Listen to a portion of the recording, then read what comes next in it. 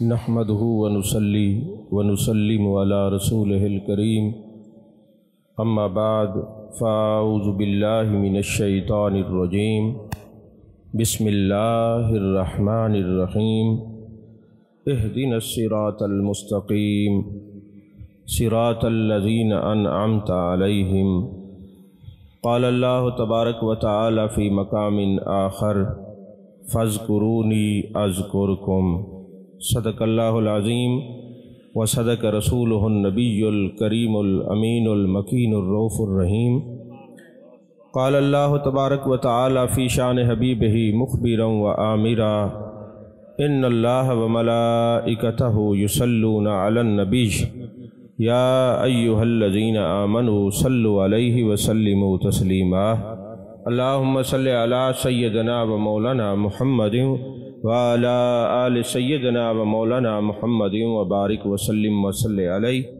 الصلاة والسلام علیک یا رسول اللہ وعلى آلک واصحابک یا حبیب اللہ۔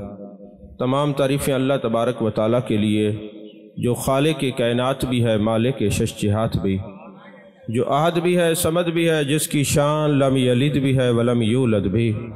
لا تعداد دیہ درود و سلام بارگاہ سید الانام، شفیع رحمت، والی امت، شاہ خوباں، جان جانا، شہنشاہ حسینہ، سید سروراں، سیاہ لا مکاں، تتیمہ دوراں، سرخیل زہرہ جمالا، رازدان ما اوہا، شاہد ما تغا، صاحب علم نشرہ، معصوم آمنہ، احمد مجتبہ، حضرت محمد مصطفیٰ صلی اللہ علیہ وآلہ وصحبہ وبارک وسلم کی دربار ناز میں اپنی عقیدتوں، ارادتوں، محبتوں کا خراج پیش کرنے کے بعد حسن محفل، صدر محفل، میرے انتہائی واجب الاحترام میرے برادر اکبر حضرت صوفی محمد اشرف شاہ نقیبی صاحب دامت برکاتہم العالیہ، اور ہماری خوش قسمتی ہے کہ اس محفل میں میرے والد گرامی مد ذلہ العالی بھی تشریف فرما ہیں۔ دعا فرمائیں اللہ تبارک و تعالی ہمارے والدین کا سایہ صحت و تندرستی کے ساتھ تا دیر ہمارے سروں پر قائم اور دائم رکھے۔ عزیزان محترم، چونکہ وقت بھی تھوڑا ہے اور مختصر وقت کے لیے یہ محفل سجائی گئی ہے، چند ضروری باتیں عرض کرنے کی سعادت حاصل کروں گا۔ عرس کیا ہوتا ہے اور عرس کیوں کروایا جاتا ہے اور کیا ہر ایک کا عرس ہوتا ہے، اس پر تھوڑی گفتگو ہوگی۔ جس آیت کو میں نے سرنامہ سخن بنانے کا شرف حاصل کیا ہے، ہم نماز میں یہ آیت ہر نماز میں دعا میں مانگتے ہیں، فاتحہ میں مانگتے ہیں، اور جب تک یہ آیت سورہ فاتحہ میں نہ پڑھی جائے ہماری نماز مکمل نہیں ہوتی۔ اور ہم کیا مانگتے ہیں؟ اہدنا الصراط المستقیم، اے اللہ ہمیں سیدھے راستے پر چلا۔ صراط الذین انعمت علیہم، ان لوگوں کے راستے پہ چلا جن پر تیرا انعام ہوا ہے۔ یہاں دو باتیں بڑی اہم اور ضروری ہیں جو میں آپ کو سمجھانا چاہتا ہوں۔ ایک بندہ مسلمان نہیں ہے، غیر مسلم ہے، کیا وہ صراط مستقیم پر ہے؟ جس نے کلمہ ہی نہیں پڑھا وہ کون سے صراط مستقیم پر ہے؟ وہ جو ہے کافر، مسلمان ہی نہیں ہوا، وہ صراط مستقیم پر نہیں ہے۔ جس نے کلمہ پڑھ لیا مسلمان ہو گیا، اب آخری زندگی کی نماز تک اس کو یہ راستہ مانگنا پڑتا ہے، اے اللہ مجھے صراط مستقیم پر چلا، صراط مستقیم پر چلا، صراط مستقیم پر چلا۔ جب یہ مسلمان نہیں تھا تو صراط مستقیم پر بھی نہیں تھا، جب یہ مسلمان ہو گیا صراط مستقیم پر آ گیا، اب یہ راستہ مانگتا ہے اللہ مجھے صراط مستقیم پر چلا، اور ان لوگوں کے راستے پہ چلا جن لوگوں پر تیرا انعام ہوا۔ میں یہ پوچھنا چاہتا ہوں آخر وہ صراط مستقیم کون سا ہے؟ کلمہ پڑھتے ہی ہم نے مانگنا شروع کر دیا، آخری زندگی کی نماز تک ہم یہ مانگتے رہے۔ پھر لوگ اعتراض کرتے ہیں کہ ارے اگر یہ دین اسلام صراط مستقیم ہے تو پھر آخری نماز تک یہ تم راستہ مانگتے کیوں ہو؟ تو عزیزان محترم یاد رکھیے صراط مستقیم کیا ہے۔ میرے آقا کریم صلی اللہ علیہ وسلم نے فرمایا صراط مستقیم انا محمد، وہ صراط مستقیم میں ہوں۔ اب ساری زندگی بندہ جاگتا رہتا ہے، جیتا رہتا ہے، ساری زندگی میں وہ اللہ تبارک و تعالیٰ کا ذکر کرتا رہتا ہے، وہ ساری زندگی والضحیٰ کے چہرے کی باتیں کرتا رہتا ہے، واللیل کی زلفوں کے محبوب کی باتیں کرتا رہتا ہے، ما زغ البصر وما طغیٰ کے کاجل والی آنکھوں والے محبوب کی باتیں کرتا رہتا ہے، علم نشرح کے سینے اور طٰہٰ کے تاج والے محبوب کا وہ ذکر کرتا رہتا ہے، اور کبھی کہتے ہیں یا رسول اللہ صلی اللہ علیہ وسلم مجھے اپنا دیدار کرا دیجئے، اور کبھی اپنے دل میں دعا کرتا ہے میرے مالک وہ زندگی کی گھڑی آ جائے، گنبد خضرا کی زیارت نصیب ہو جائے، گنبد خضرا کے مکین کا دیدار نصیب ہو جائے۔ گویا وہ ساری زندگی والضحیٰ کے چہرے والے محبوب کی تلاش میں بھی رہتا ہے، ذکر میں بھی رہتا ہے، اور جب اس کی زندگی کی آخری گھڑی آتی ہے میرے مصطفیٰ سامنے ہوتے ہیں، یہ صراط مستقیم ہے، میرے مصطفیٰ کو پا لینا صراط مستقیم ہے۔ جانے کائنات جانے عالم صلی اللہ علیہ وسلم کو پا لینا صراط مستقیم ہے۔ تو فرمایا صراط مستقیم کیا ہے؟ میرے محبوب پاک صلی اللہ علیہ وسلم کو پا لینا۔ آپ صراط مستقیم کو دیکھنا چاہیں تفسیر ابن کثیر پڑھیں، تفسیر ابن جریر پڑھیں، جتنی تفاسیر ہیں سب میں یہ صراط مستقیم ہوا محمد صلی اللہ علیہ وسلم۔ صراط مستقیم میرے محبوب علیہ السلام کی ذات ببرکات ہے، اور جو میرے مصطفیٰ کریم صلی اللہ علیہ وسلم کے جتنا قریب ہوتا گیا وہ انعام یافتہ ہوتا گیا۔ اور انعام یافتہ لوگ کون ہیں؟ نبیین ہیں، صدیقین ہیں، شہداء ہیں، صالحین ہیں۔ اب اللہ نے قرآن میں یہ بتا دیا کہ یہ جو تم ہر نماز میں راستہ مانگتے ہو ان کا وہ کون ہیں۔ اگر اللہ نہ بتاتا تو ہمارا یہی حال ہوتا جیسے کوئی لاری اڈے پہ کھڑا ہو جائے اور بیگ رکھ کے کہے اے اللہ مجھے لاہور پہنچا دے، مجھے کراچی پہنچا دے، مجھے اسلام آباد پہنچا دے، مگر وہ گاڑی میں سوار نہ ہو تو کیا پہنچ جائے گا؟ تو اسی طرح کوئی نماز میں کھڑا رہے اور کہے اے اللہ مجھے صراط مستقیم پر چلا، صراط مستقیم پر چلا، اور اللہ نے بتا بھی دیا وہ صراط مستقیم کیا ہے۔ فرمایا وہ نبیین کا راستہ ہے، وہ صدیقین کا راستہ ہے، وہ شہداء کا راستہ ہے، وہ صالحین کا راستہ ہے، وَحَسُنَ أُولَٰئِكَ رَفِیقًا، یہ بہترین سنگتی ہیں، ان کا راستہ تلاش کرو، ان کی سنگت اختیار کرو، یہی صراط مستقیم ہے۔ اب نماز میں تو نبیین، صدیقین، شہداء اور صالحین اولیاء کا راستہ مانگتے ہیں، اور بیر نکل کہتے ہیں اسی ولیاں نو نہیں مندے۔ منافقوں تمہاری تو نماز ہی منافقوں والی ہے۔ نماز تو صادقوں والی، صادقین کی ان کی ہے جو نماز میں کھڑے ہو کر ان کا راستہ مانگتے ہیں اور نماز سے نکل کر ان کے راستے پر چلتے ہیں، یہ صراط مستقیم والے ہیں، یہ صراط مستقیم والے ہیں۔ ورنہ آپ یہ دیکھیں نماز میں سارے پڑھتے ہیں نا، جب بیر نکلتے ہیں کوئی میرے محبوب علیہ السلام کی عظمتوں کا منکر، کوئی حضرت صدیق اکبر کی شانوں کا منکر، کوئی جناب حضرت امام حسین کا منکر، اور کوئی اولیاء کا منکر۔ قرآن تو یہ کہتا ہے کہ یہ جو نبیین ہیں، صدیقین ہیں، شہداء اور صالحین ہیں، یہ صراط مستقیم یہی ہے، جو ان کے راستے پہ چلتا ہے وہی صراط مستقیم پر ہے۔ تو پتہ چلا کسی کی نمازیں دیکھ کے نہ اندازہ لگانا یہ صراط مستقیم سے ہٹا ہوا ہے یا صراط مستقیم پر ہے، بلکہ نبیین، صدیقین، شہداء اور صالحین کے پیچھے چلتے ہوئے دیکھنا جو ان کے پیچھے چل رہے وہ صراط مستقیم پر ہے، وہ صراط مستقیم پر ہے۔ عزیزان محترم، اللہ نے فرمایا فَاذْكُرُونِي أَذْكُرْكُمْ، تم میرا ذکر کرو میں تمہارا ذکر کروں گا۔ ایک میں آپ کو سوچ اور فکر دینا چاہتا ہوں، کتنے لوگ ہیں جو ہمارے علاقے میں رہتے تھے، ہمارے ساتھ رہتے تھے، ہمارے خاندان میں رہتے تھے، دوستوں میں تھے، بزرگوں میں تھے، اعزہ و اقربا میں تھے، فوت ہو گیا، آج ان کا نام ہی نہیں ہے۔ اچھا یہ تو بڑی دور کی بات ہے، آپ قبرستان چلے جائیں، مغرب کے بعد جس کو دفن کیا گیا، عشاء کے بعد اس کی قبر پہ کھڑے ہو کے ذرا پوچھیں تو صحیح ہے کس کی قبر ہے، بتانے والا آپ کو نظر نہیں آئے گا۔ لیکن آخر یہ کیا بات ہو گئی؟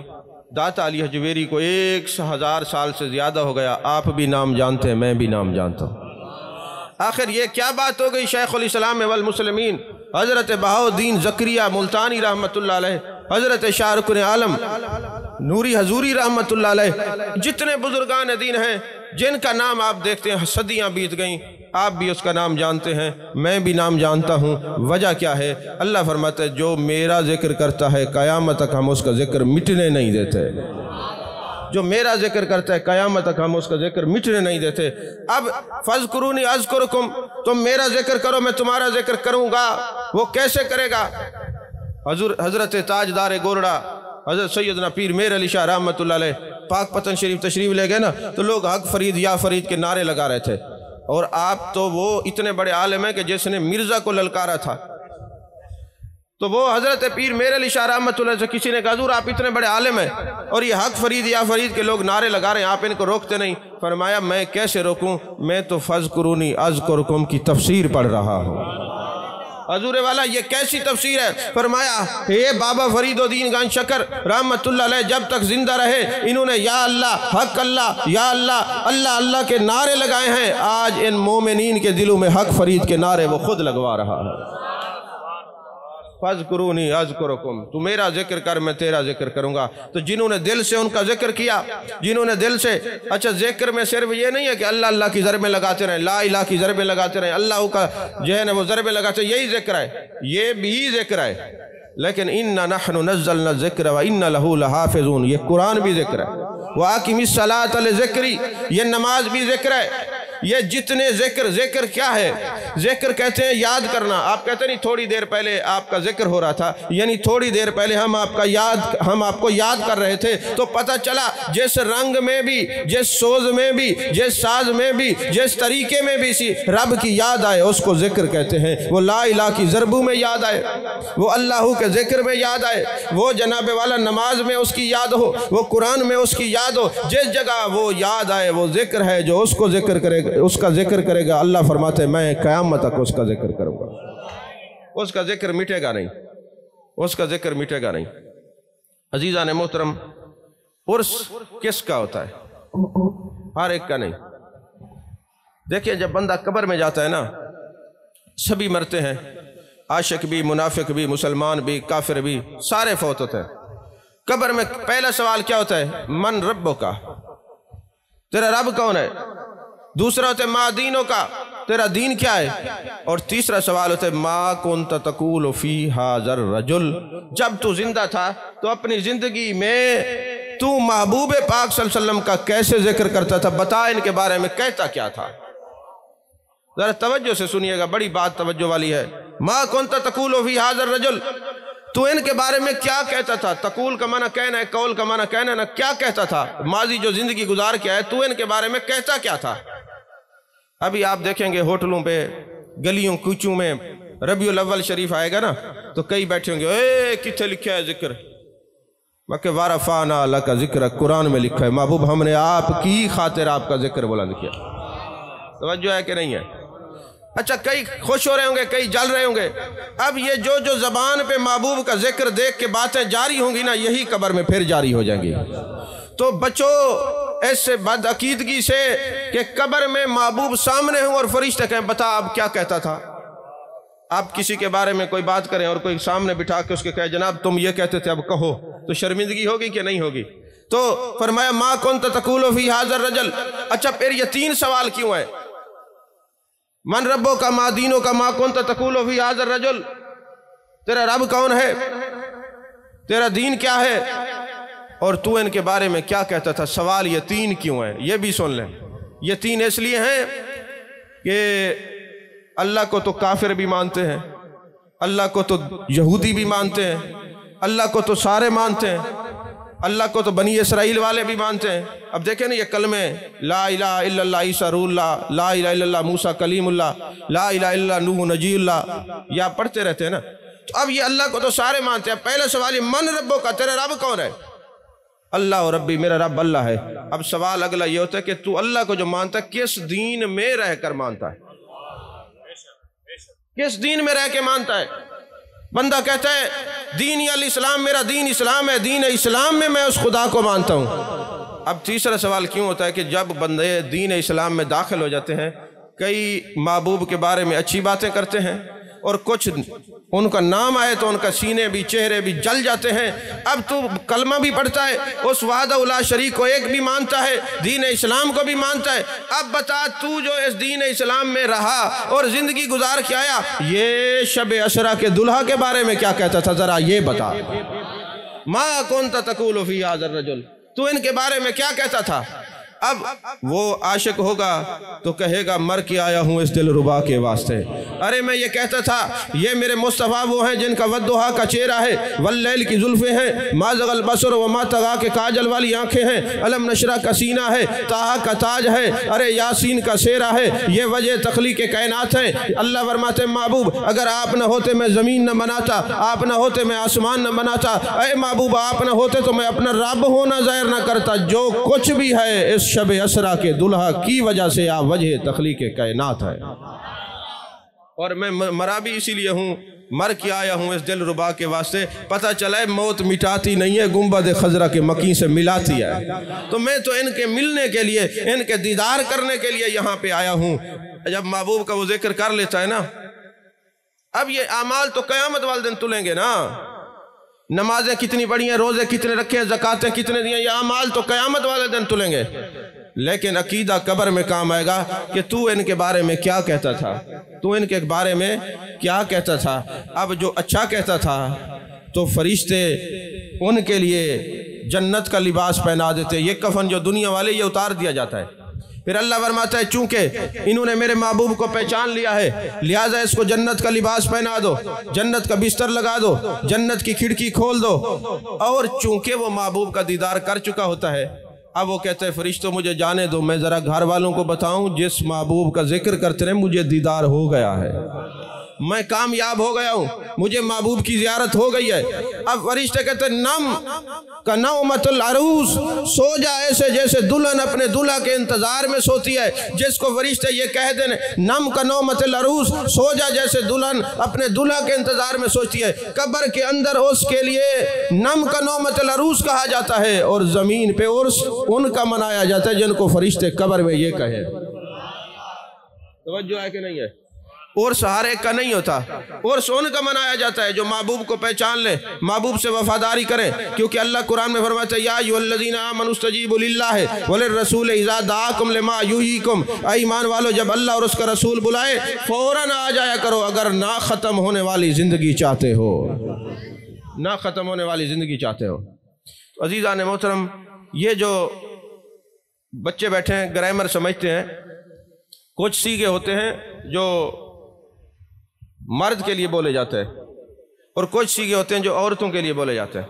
یہ جو برسی ہے نا، برسی یہ مؤنث کا سیغہ ہے اور یہ کامن بھی ہے، یہ برسی کسی کی بھی ہو سکتی ہے۔ وہ کوئی غیر مسلم کہتے نہیں آج اس فلانے کی برسی ہے، برسی کافر اور مسلمان کی یاد میں بھی ہو سکتی ہے سال بعد، لیکن یہ جو عرس ہے یہ مذکر ہے اور یہ مردوں کے لیے بولا جاتا ہے، چونکہ عرس مردوں کا ہوتا ہے لہٰذا عرس کا اطلاق بھی جو مرد ہوتے ہیں ان کے سالانہ ختم پر کہا جاتا ہے، ہر ایک عرس کہا بھی نہیں جاتا۔ یہ علمی بات ہے، اگر آپ کو سمجھ میں آئی ہے تو ہر ایک پہ نہیں۔ تو فرمایا نم کا نومت العروس، جس کے لیے یہ کہا جائے سو جائے ایسے جیسے دلہن اپنے دلہا کے انتظار میں سوتی ہے، جس کو محبوب کا دیدار ہو جائے اس کے لیے کامیابی پر یہ نوید سنائی جاتی ہے عرس کی۔ توجہ ہے کہ نہیں ہے؟ یہ نوید سنائی جاتی ہے عرس کی۔ پھر جن کو یہ نوید قبر میں سنائی جائے قیامت تک ان کی یاد میں لوگ آتے ہیں۔ اور عرس پہ ہوتا کیا ہے؟ سب سے پہلے اللہ کا ذکر ہوتا ہے۔ ابھی تلاوت کلام مجید ہوئی کہ نہیں ہوئی؟ نعت پڑھی گئی کہ نہیں ہوئی؟ یہ جو درس ہو رہا ہے یہ بھی قرآن اور حدیث کا درس ہو رہا ہے کہ نہیں؟ تو یہ سارا ذکر ہے۔ اور میرے آقا کریم صلی اللہ علیہ وسلم نے فرمایا جو ذکر کرتا ہے، میرے صحابہ جب تم کہیں جایا کرو نا تو جنت کے پھل کھا کے جایا کرو۔ یا رسول اللہ دنیا میں جنت کے پھل؟ فرمائے یہ جو ذکر کے حلقے ہیں یہ جنت کے باغات ہیں، یہ جنت کے باغات ہیں۔ اور فرمایا جو جتنی دیر ذکر الہی میں رہتا ہے وہ جنت کے باغ میں رہتا ہے۔ ایک بندہ مجھے کہنے لگا یہ حدیث پاک کہاں ہے؟ میں نے کہا یہ بخاری مسلم میں ہے، متفقن علیہ حدیث ہے۔ کہنے لگے اگر یہ ذکر کے حلقے جنت کے باغات ہیں تو پھر جنت نظر کیوں نہیں آتی؟ میں نے کہا نظر آتی تو وسیلہ تیری آنکھ ہوتی ہے، وسیلہ میرے مصطفیٰ کی زبان ہے، کیونکہ میرے آقا کریم صلی اللہ علیہ وسلم نے ارشاد فرمایا جو جتنی دیر ذکر کے حلقے میں بیٹھے گا گویا وہ جنت میں بیٹھا ہوا ہے۔ اور پھر ذکر ہوتا ہے، اور ذکر کے لیے بخاری اور مسلم کی حدیث پاک ہے، میرے مصطفیٰ کریم صلی اللہ علیہ وسلم ارشاد فرماتے ہیں، میرے آقا کریم صلی اللہ علیہ وسلم نے ارشاد فرمایا جہاں ذکر کے حلقے ہوتے ہیں وہاں پر کیا ہوتا ہے؟ صرف آپ یہ نہ دیکھیں کہ چند لوگ آئے ہوئے ہیں، بلکہ میرے مصطفیٰ فرماتے ہیں جہاں ذکر کی مجلس ہوتی عرش سے لا تعداد فرشتے آتے ہیں، اور ایک حدیث میں 70,000 فرشتے آتے ہیں، اور جب وہاں پر محفل ہوتی ہے تو وہ پروں کا سایہ کر کے اوپر رہتے ہیں، اور جب ذکر کی محفل ختم ہوتی ہے تو یہ فرشتے چلے جاتے ہیں، اور جا کے اللہ کی بارگاہ میں جب جاتے ہیں تو اللہ فرماتے ہیں فرشتوں کہاں گئے تھے؟ مجھے یہ بتائیں، اللہ تبارک و تعالیٰ پوچھ لے کہ فرشتے کہاں گئے تھے تو کیا آپ کہتے ہیں اللہ کو پتہ نہیں ہے؟ اللہ کو پتہ ہے۔ تو بعض اوقات پتہ ہوتا ہے پھر بھی پوچھا جاتا ہے، اگر پوچھنے سے علم خدا کی نفی نہیں ہوتی، کوئی بات میرے مصطفیٰ پوچھ لے جبریل یہ کیا ہے، تو علم مصطفیٰ کی بھی نفی نہیں ہوتی۔ توجہ ہے کہ نہیں؟ اب دیکھیں نا، ایک بندہ کہنے لگا جی یہ محبوب علیہ السلام کے روضہ منورہ پر، مقدسہ پر، مطہرہ پر ایک فرشتہ کھڑا ہے جو درود و سلام پہنچاتا ہے، تو اگر نبی خود سن سکتے ہیں تو پھر یہ فرشتہ کیوں جو ہے یہ بتاتا ہے کہ محبوب فلاں شخص نے آپ پر درود و سلام پڑھا ہے؟ میں نے کہا یہ بتاؤ اللہ تو خود سن سکتا ہے؟ کہتے ہاں۔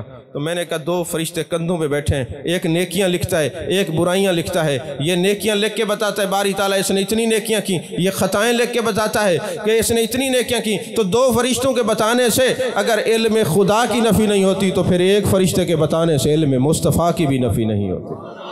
صلی اللہ علیہ وسلم۔ عزیزان محترم، فرشتے آتے ہیں، ذکر کے حلقوں میں شریک ہوتے ہیں، پھر جب عرش پہ جاتے ہیں اللہ پوچھتا ہے فرشتے کہاں گئے تھے؟ باری تعالیٰ فلاں بندے نے ذکر کی مجلس رکھی تھی، ہم وہاں گئے تھے۔ محدثین فرماتے اللہ کو پتہ ہے، لیکن اللہ پوچھتا اس لیے ہے تاکہ جس نے محفل میرے ذکر کی رکھی ہو پھر اس کا عرش پہ تذکرہ نہ ہو، یہ کیسے اس کے تذکرے کے لیے وہ زمین پہ ذکر کرتا ہے، عرش بری پہ اس کا ذکر کیا جاتا ہے۔ اور اللہ پوچھتا ہے کون آیا تھا، کون آیا تھا؟ تو پتہ چلا ذکر کی مجلسوں میں جایا کرو، آپ ذکر کے حلقوں میں جاتے ہیں، بیٹھے فرش پر ہوتے ہیں، حاضری عرش بری پر لگ رہی ہے۔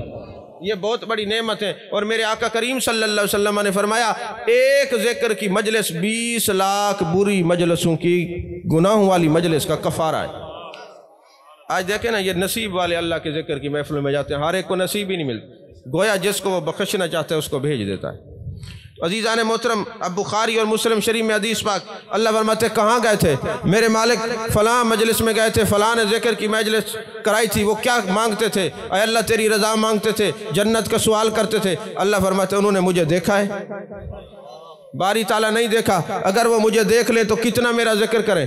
اچھا انہوں نے جنت دیکھی ہے؟ نہیں دیکھی، دیکھ لے تو کتنا مانگے۔ جہنم دیکھی ہے؟ اگر دیکھ لے تو کتنا اس سے ڈرے۔ اب یہ سوال ہوتے ہیں، اللہ فرماتا ہے فرشتوں، حدیث طویل ہے میں اس کا مفہوم عرض کروں، فرشتوں جو بھی مجلس ذکر میں آئے تھے سب کو بخش دو، سب کو بخش دو، اعلان کر دو میں نے بخش دیا ہے۔ اس میں سے ایک میرے محبوب کے الفاظ دیکھے، ایک فرشتہ عرض کرتے ہوئے باری تعالیٰ یہ سارے کوئی ذکر کی مجلس کے لیے تھوڑی آئے تھے، کچھ مختلف نیتیں لے کر آئے تھے، کچھ تو ایسے بھی تھے کہ وہ کسی کو ملنے کے لیے محفل ہو رہی تھی بیٹھ گئے، وہ آئے ہی نہیں اس نیت سے۔ اللہ فرماتے پہلے اس کو بخشو، پہلے اس کو بخشو۔ کیوں؟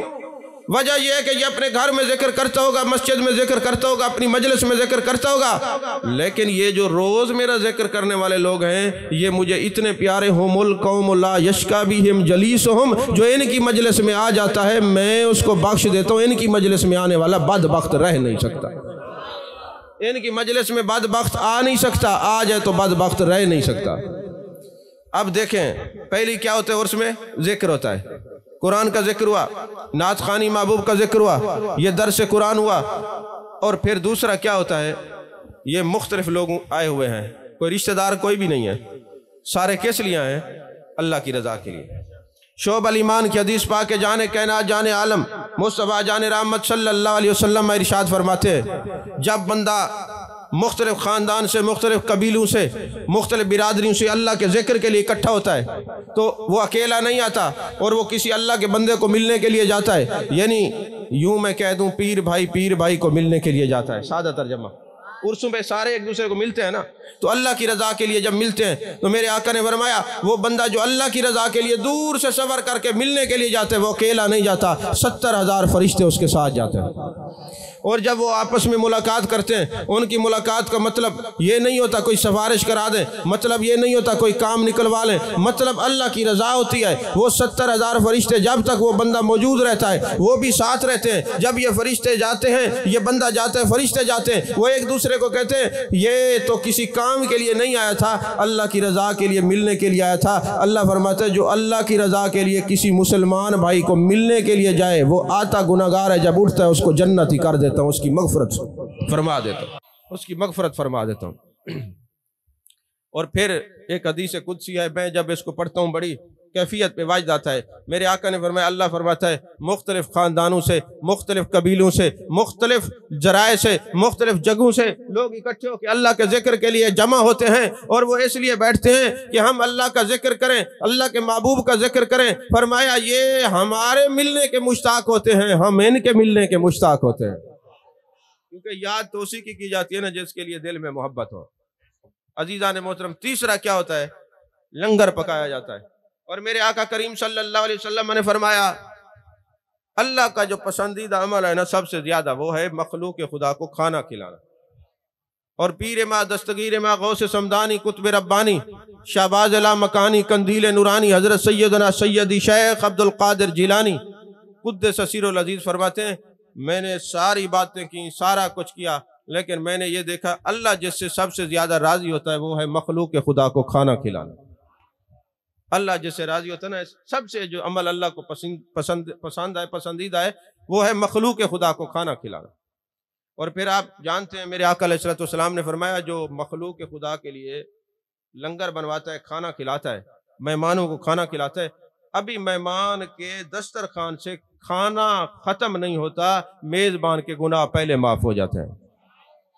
اور پھر میرے آقا علیہ السلام نے فرمایا جو مخلوق خدا کو کھانا اللہ کی رضا کے لیے کھلاتا ہے، اللہ تبارک و تعالیٰ کبھی اس کا رزق تنگ نہیں کرتا، رزق میں برکت اور وسعت عطا فرماتا ہے۔ اور پھر سب سے بڑی بات یہ ہے اللہ تبارک و تعالیٰ اس کی دعاؤں کو کبھی رد نہیں کرتا۔ جو جس کا دسترخوان کشادہ ہوگا جب بھی وہ دعا کے لیے ہاتھ اٹھائیں گے، ہاتھ ابھی اٹھے ہوں گے، وہ ہاتھ دعا ختم نہیں ہوگی، اللہ ان کی دعاؤں کو پہلے مستجاب فرما دے گا۔ ایک مرتبہ نا حضرت امام احمد بن حنبل رحمۃ اللہ علیہ، کتنے بڑے امام ہیں، تشریف لے گئے ایک جگہ پر، تو آپ کاروبار بھی کرتے تھے، عالم دین بھی تھے۔ کاروبار کیا تھا؟ آپ گھاس کاٹتے اور عصر کے بعد بیچنے کے لیے جاتے تھے۔ تو آپ نا ایک جگہ پر تشریف لے گئے، رات ہو گئی، گھاس اس دن نہ بک سکی، تو آپ نا ایک گھر کے سامنے آپ نے کپڑا بچھایا اور سو گئے۔ اب وہ گھر کا جو مالک تھا وہ بڑا بخیل تھا، اس نے دیکھا بندہ میرے گھر کے سامنے سویا ہوا ہے، اس نے پاؤں سے گھسیٹا، کسی اور دروازے کے ایسے دروازے تھے وہاں پہ جا کے سلا دیا۔ آج امام احمد بن حنبل بڑے پریشان ہوئے کہ یہ کیسا بخیل شخص ہے، میں سو ہی رہا تھا نا، اور اس نے مجھے گھسیٹ کے دوسرے دروازے پہ پھینک دیا۔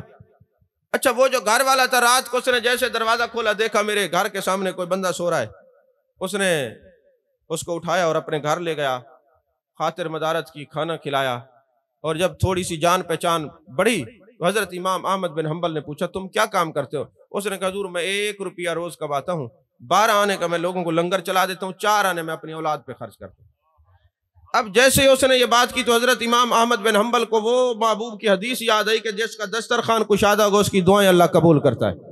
تو فرمایا اچھا تو تو بڑا اللہ کا مقبول بندہ ہے، میرے محبوب علیہ السلام جو فرمائے وہ سچ ہے، میرے یار دی زبان میرے واسطے قرآن، کسے ہور دا بیان چنگا لگدا ہی نہیں۔ وَمَا يَنْتِقُ عَنِ الْهَوَىٰ إِنْ هُوَ إِلَّا وَحْيٌ يُوحَىٰ، ارے یہ میرا محبوب تو اپنی مرضی سے بولتا ہی نہیں۔ جب محبوب نے فرمایا جس کا دسترخوان کشادہ ہے وہ جو بھی دعا کرتے ہیں دعا قبول ہوتی ہے، تو بابا بتا تو نے کبھی کوئی دعا کی ہے؟ اس نے کہا جی میں نے آج تک جتنی دعائیں کی ہیں ساری قبول ہوئی ہیں، ایک دعا رہ گئی ہے وہ قبول نہیں ہوئی۔ پوچھا کون سی؟ کہا امام احمد بن حنبل وہ ہے جس نے قرآن کے لیے بڑی ماریں کھائی ہیں، بڑی سزائیں جھیلی ہیں، اور وہ عاشق رسول ہے، ہر وقت محبوب کا ذکر کرتا ہے، والضحیٰ کے چہرے کی بات کرتا ہے، واللیل کی زلفوں کی بات کرتا ہے، ما زغ البصر وما طغیٰ کے کاجل والی آنکھوں کا ذکر کرتا ہے، علم نشرح کے سینے کا ذکر کرتا ہے، طٰہٰ کے تاج کا ذکر کرتا ہے۔ وہ محبوب کا عاشق ہے، اللہ کا عاشق ہے، میرا دل کرتا ہے کسی دن وہ میرا مہمان بنے۔ یہ میری دعا قبول نہیں ہوئی، باقی ساری دعائیں قبول ہو چکی ہیں۔ آپ مسکرائے، فرمایا اچھا تیری دعا گھسیٹ کے مجھے تیرے دروازے پہ لے آئی ہے، میں امام احمد بن حنبل ہوں۔ تو اب اس میں یہ بتائیں اللہ کا ذکر کون سا غیر شرعی ہے؟ لوگوں کو اللہ کی رضا کے لیے ملنا یہ کون سا غیر شرعی ہے؟ لوگوں کو لنگر کھلانا یہ کون سا غیر شرعی ہے؟ جو اعتراض کرنے والے ہیں وہ حقیقت میں شریعت کا علم نہیں رکھتے۔ یہاں کون سا ایسا کام ہو رہا ہے جو شریعت کے مطابق نہیں ہے؟ اب محفل سماع کی طرف آتے ہیں۔ محفل سماع چشتیہ سلسلے کے بزرگان دین سنتے ہیں تو سماع اللہ کا ایک راز ہے۔ محفل سماع حلال بھی ہے حرام بھی ہے، توجہ ہے کہ نہیں ہے؟ محفل سماع حلال بھی ہے۔ اچھا میں نا بڑا پریشان ہوتا ہوں ایک بات سوچ کے، ہمارے ارد گرد میں محلوں میں کچھ ایسے لوگ بھی رہتے ہیں اسے کل خانی حرام ہے، سنتے نا آپ؟ کل خانی حرام ہے اور چاول کھانے کے لیے سب سے آگے بیٹھے ہوتے ہیں۔ اچھا ان کو کوئی یہ نہیں کہتا جب یہ ہے حرام تو کیوں حرام کھانے آیا؟ کوئی نہیں کہتا، کیونکہ آپ لوگوں کے اندر تو جرات ہی ختم ہو گئی ہے، ویل پاور ہی ختم ہو گئی ہے، حق تو آپ بیان کر ہی نہیں سکتے، بس سن لیتے ہیں جی فلانا یہ کہہ رہا تھا، کیوں آپ کے منہ میں زبان نہیں تھی؟ بھئی اگر یہ حرام ہے تو گیا کیوں ہے؟ توجہ ہے کہ نہیں؟ اگر کل خانی حرام ہے تو کیوں گیا ہے؟ اگر محفل میلاد حرام ہے تو کیوں گیا ہے؟ اور اس کی مجلس حرام ہے تو کیوں گیا ہے؟ حرام بھی کہتا ہے اور جاتا بھی ہے اور کھاتا بھی ہے، توجہ ہے کہ نہیں ہے؟ یا تو حرام نہ کہے یا کھانا، ورنہ فتویٰ ہم بھی دیں گے کہ تو حلال نہیں کھاتا، حرام تو سمجھتا ہے۔ تو پتہ چلا کہ یہ جو لوگ ہوتے ہیں صرف یہ پیٹ کے لیے مذہبی رنگ اپناتے ہیں، ورنہ دین سے تعلق نہیں۔ ہم شراب کو حرام سمجھتے ہیں، شراب نہیں پیتے، ہم جس مجلس کو حرام سمجھتے ہیں وہاں نہیں جاتے۔ ارے تم حرام بھی کہتے ہو جاتے بھی ہو، پتہ چلا تم اوپر سے کہتے ہو مانتے اندر سے تم بھی ہو کہ یہ حرام نہیں ہے حلال ہے۔ انہیں کو بات کے بلا ہو چکی رہوں، توجہ ہے کہ نہیں ہے؟ تو مجلس ذکر کے اندر کون سا ایسا یہاں پہ ایسا کام ہے؟ یہ جو محفل سماع ہے یہ حلال بھی ہے حرام بھی ہے۔ حلال اس کے لیے ہے جو یہ ذکر سن کر اس کے شیخ کی اللہ اور اس کے رسول کی محبت میں اضافہ ہو۔ یہ سماع ایک ایسا راز ہے، پتھر جب پتھر سے ٹکراتا ہے نا تو آگ نکلتی ہے، پتھر سے دور رہے تو آگ نہیں نکلتی۔ یہ ماچس کی تیلیاں تو آ جائیں ہیں نا، پہلے آگ جلانے کے لیے پتھر کو پتھر سے رگڑا جاتا تھا، آگ نکلتی تھی۔ پتھر سے پتھر جب رگڑتا ہے تو آگ نکلتی ہے۔ اسی طرح دل میں عشق مصطفیٰ ہو، پھر محفل سماع ہو تو عشق مصطفیٰ کا رنگ اور جھلکتا ہے۔ اور اگر لڑکیوں کے خیال آئیں یا کسی غیر کے خیال آئیں تو قوالی سننا ایسے شخص پہ حرام ہے، حرام ہے، حرام ہے۔ سماع اس کے لیے جائز ہے جس کے دل میں میرے مصطفیٰ کی محبت ہو، سماع اس کے لیے جائز ہے جس میں رب رسول کی محبت ہو۔ جیسے وہ سنتے جائیں گے، اب آپ اور میں تو کچھ بھی نہیں، لیکن زہد الانبیاء تاجدار پاک پتن حضور بابا صاحب بابا فرید الدین گان شکر رحمت اللہ علیہ کے مرشد حضرت خواجہ قطب الدین بختیار کاکی رحمت اللہ علیہ محفل سماع ہو رہی ہے اور شعر پڑھا جا رہا ہے، کشتگان خنجر تسلیم را ہر زماں از غیب جانے دیگر است۔ سادہ ترجمہ یہ ہے جو نگاہ یار کے مارے ہوئے لوگ ہوتے ہیں ان کو ہر لمحہ نئی زندگی ملتی رہتی ہے۔ کشتہ کہتے ہیں وہ چھوٹی سی چیز جو چھوٹی مقدار میں کام زیادہ کرے، کشتہ کہتے ہیں۔ تو یہ نگاہ یار جو ہوتی ہے نا بظاہر تو چھوٹی ہوتی ہے مگر کام کر جاتی ہے۔ محفل میں بار بار انہی پر نظر گئی، لاکھ بچائی مگر پھر ادھر گئی، ان کی نگاہ میں کوئی جادو ضرور ہے جس پر پڑی قلب و جگر تک گئی۔ ہیں جی تیرے کرم کے آگے میری ذات کچھ نہیں ہے، تو ہے کرم کا داتا مجھ میں ہی سب کمی ہے، ایسا نوازا تو نے مجھ جیسے بے نوا کو، تیری ایک نظر کے صدقے میری بات بن گئی ہے۔ جب یہ کسی اللہ والے کی نظر پڑتی ہے نا تو پھر بات بن جاتی ہے۔ تم کیا جانو نظروں کا کمال کیا ہوتا ہے، یہ جن پر پڑی ہے جن پر بیتی ہے ان کو پتا ہے کہ یہ شیخ کی نظر کا کمال کیا ہوتا ہے۔ تو یہ نظر جب پڑتی ہے تو کہا کشتگان خنجر تسلیم را ہر زماں از غیب جانے دیگر است۔ ارے یار کی نظروں کے جو مارے ہوئے لوگ ہوتے ہیں وہ مرتے نہیں بلکہ ہر لمحہ نئی زندگی، ہر لمحہ نئی زندگی، ہر لمحہ نئی زندگی ملتی ہے۔ تو یہ خواجہ قطب الدین بختیار کاکی رحمت اللہ 3 دن مجلس سماع ہوتی رہی اور آپ پر ایک کیفیت طاری تھی، وجد کی، رقص کی کیفیت طاری 3 دن تک۔ لیکن نماز جب اذان ہوتی آپ پر وہ کیفیت ختم ہو جاتی، نماز پڑھتے پھر وہ یار 3 دن تک ایسا رہا۔ پتہ آپ نے یہ بتایا مجذوب جیسا بھی ہو شریعت سے نا آشنا نہیں ہوتا۔ اب وہ 3 دن جب گزرے تو ان کے جسم کے بالوں سے خون کے قطرات زمین پہ گرے تو اللہ لکھا گیا، آپ کا وصال ہو گیا اس کیفیت کے اندر۔ اور جب آپ کا جنازہ اٹھا کے لے کے جا رہے تھے پھر قوالوں نے پڑھا تو پھر آپ اٹھ کے ہاتھ ہلنے لگ گیا، پھر آپ حضرت بابا صاحب نے اس کو بند کروا دیا آج بھی آپ کی مزار پہ لکھا ہوا ہے کہ آنے والے جتنے زائرین ہیں، بالخصوص محفل سماع والے جتنے قوال ہیں، یہ شعر نہ پڑھنا ورنہ حالات کے تم خود ذمہ دار ہو گئے۔ کشتگان خنجر تسلیم را، ہر زمان از غیب جانے دیگر اس، یہ جن یار کی نظر کے مارے ہوئے لوگوں کو ہر لمحہ نئی زندگی ملتی ہے۔ تو کسی نے حضور بابا صاحب سے پوچھا، حضور یہ محفل سماع جائز ہے یا ناجائز؟ آپ نے ٹھنڈا سانس لیا، فرمایا لوگوں نے جانے دے دی، تم ابھی تک پوچھتے پھرتے ہو جائز ہے یا ناجائز ہے؟ لوگوں نے جانے دے دی۔ عزیزان محترم، بات اب یہ حضور داتا علی اجویری علیہ الرحمہ نے کشف المعجوب میں لکھی ہے، کاش میں آپ کو سمجھا سکوں، اور میں دیکھوں گا کس کس کو وہ بات سمجھ آتی ہے۔ حضور داتا صاحب رحمۃ اللہ علیہ نے مومن کی ولی کی شان اور عظمت پر ایک جملہ کہا ہے، اور جملہ نہیں ہے، اگر بندہ غور کر لے تو بندے کی منزلیں طے ہوتی ہیں۔ فرمایا لوگ حج کرنے کے لیے جاتے ہیں، جب حج پہ جاتے ہیں پہلے دن مینا جاتے ہیں، پھر عرفات جاتے ہیں، پھر مزدلفہ جاتے ہیں، پھر جمرات کو کنکریاں مارتے ہیں، حلق کرواتے ہیں، یہ سارا کچھ کرتے ہیں۔ کہا اس میں اللہ کے پیاروں کے اثرات ہیں۔ بھائی احرام حضرت ابراہیم خلیل اللہ نے باندھا، سعی حضرت بی بی ہاجرہ نے کی، کعبے کی تعمیر حضرت ابراہیم خلیل اللہ نے کی، یہ قربانی کے معاملات حضرت اسماعیل ذبیح اللہ کے ہیں، یہ سارے، پھر میرے محبوب علیہ السلام بھی تشریف لے گئے۔ تو اب وہ جو جتنی پرانی باتیں محبوب نے ان یادوں کو قائم رکھا نا، تو یہ شیطان کو کنکریاں بھی حضرت ابراہیم نے، حضرت اسماعیل نے، حضرت بی بی ہاجرہ نے ماری، ہم بھی کنکریاں مارتے ہیں۔ تو داتا صاحب نے لکھا، فرمایا یہ جو ہم حج کرنے کے لیے بار بار جاتے ہیں، ایسی جگہ جاتے ہیں جہاں اللہ کے پیاروں کے آثار ہیں۔ کہا یہ دل وہ ہے جہاں مولا کے اپنے آثار ہیں۔ توجہ نہیں فرمایا، آپ کو سمجھ نہیں آئی میں نے کیا کہا ہے؟ تو کہا جب ادھر توجہ کرتے ہو حج ہو جاتا ہے، پاک ہو جاتے ہو، اب ادھر بھی توجہ کرو، یہاں اس کے اپنے آثار ہیں۔ جو مولا کے آثار میں گم ہو جاتا ہے وہ مزکہ مصفہ مجلہ ہو جاتا ہے، اور جو مزکہ مصفہ مجلہ ہو جائے وہ مر کے امر ہو جاتا ہے، قیامت تک اس کی قبر بھی زندہ رہتی ہے، ان کا نام بھی زندہ رہتا ہے، قبر بھی زندہ رہتی ہے، نام بھی زندہ رہتا ہے۔ اور کہا جو اپنے اس دل کے اندر ہر تمنا دل سے رخصت ہو گئی، اب تو آ جاؤ کہ خلوت ہو گئی۔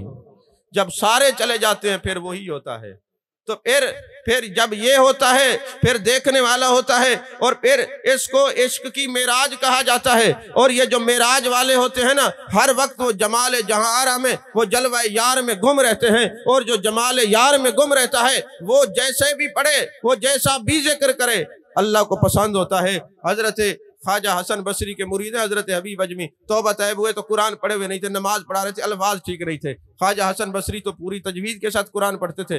اب جب مرید کی تلاوت سنی نا، پیر نے نماز نہیں پڑھی، چھوڑ دی۔ رات کو خواجہ حسن بصری سوئے تو دیدار ہوا، اے حسن بصری تم نے میرے یار کے پیچھے نماز نہیں پڑھی۔